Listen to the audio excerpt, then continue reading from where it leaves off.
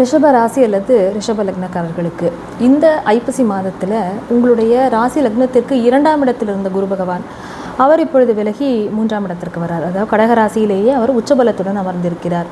இப்போ இதனால் உங்களுக்கு என்ன மாற்றங்கள் நிகழப்போகிறது அப்படின்னு கேட்டால், பல விஷயங்களில் இதுவரை இருந்த அந்த தொய்வு நிலையானது மாறப்போகிறது.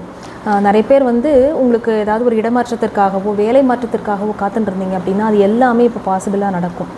அதாவது ஒரு நல்ல விதமான ஒரு திருப்பு முனை அப்படிங்கிறது இந்த காலகட்டத்தில் இருக்கும்.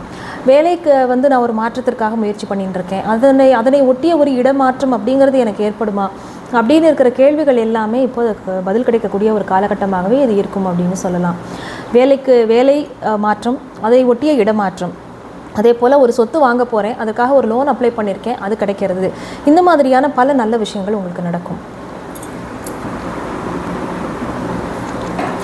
3ஆம் இடத்துல அமர்ந்து கொண்டிருக்கிற குரு பகவான் உங்களுக்கு 7, 9, 11ஆம் இடங்களை பார்வையிடுகிறார்.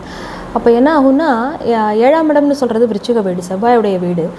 இந்த மாதத்தின் அக்டோபர் மாதத்தின் இறுதியிலேயே செவ்வாயும் தன் வீட்டில் ஆட்சி பலத்துடன் அமர்கிறார்.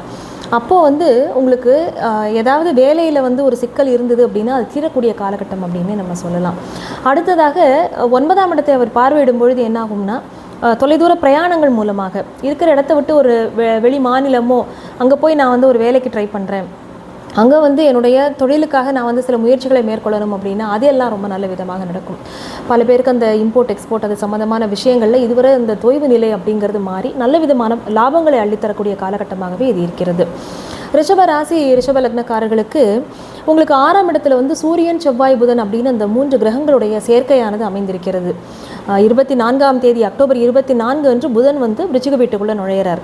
அது வரைக்குமே 6ஆம் இடத்துல சூரியனோட சேர்ந்து தான் செவ்வாயும் புதனும் பிரயாணம் பண்ணுறாங்க.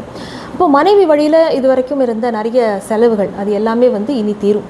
அவங்களுக்கு ஏதாவது ஆரோக்கியத்திற்காகவோ அவங்களுடைய வேலைக்காகவோ இல்லை அவங்களுக்காக ஏதாவது நீங்கள் செலவுகள் பண்ணியிருந்தீங்க, ஒருத்தர் விட்டு ஒருத்தர் தள்ளி இருந்தீங்க அப்படின்னா அது எல்லாமே இனி மாறக்கூடிய காலகட்டம் அப்படின்னு சொல்லலாம். ஆனால் என்னென்னா நீங்கள் மெயினாக உங்களுடைய ஆரோக்கியத்தில் கொஞ்சம் கவனம் வச்சுக்கணும். வயிற்றில் உணவு சரியாக ஜீரணமாகாமல், இல்லாட்டி ரொம்ப லேட்டாக காலம் தாழ்த்திய உணவு காரணமாகவோ, இல்லாட்டி சாப்பிட்ட உணவு ஒரு நாள்பட்ட உணவாகவோ இந்த ஃப்ரிட்ஜிலலாம் வச்சு எடுத்து 2 நாள் 3 நாளுக்கு அப்புறம் சாப்பிட்றது, அந்த மாதிரி பண்ணுறதன் மூலமாக சின்ன சின்ன வயிற்றில் அந்த அல்சர் மாதிரியான புண்களை உண்டாக்கி அதில் சில சங்கடங்களை கொடுக்கும். அதில் மட்டும் நீங்கள் கொஞ்சம் கவனமாக இருக்கணும். மற்றபடி உங்களுக்கு வாழ்க்கை துணை விஷயங்களில் இது நாள் வரையில் என்னெல்லாம் உங்களுக்கு சங்கடங்கள் இருந்ததோ அது எல்லாமே மாறும். ஒருத்தருக்கொத்தர் அந்த பேச்சுவார்த்தையை இனி ரொம்ப சாஃப்டாக மாறிடும். குழந்தைகள் வகையிலும் இதுவரை இருந்த சிக்கல்கள் எல்லாமே தீரக்கூடிய காலகட்டம்.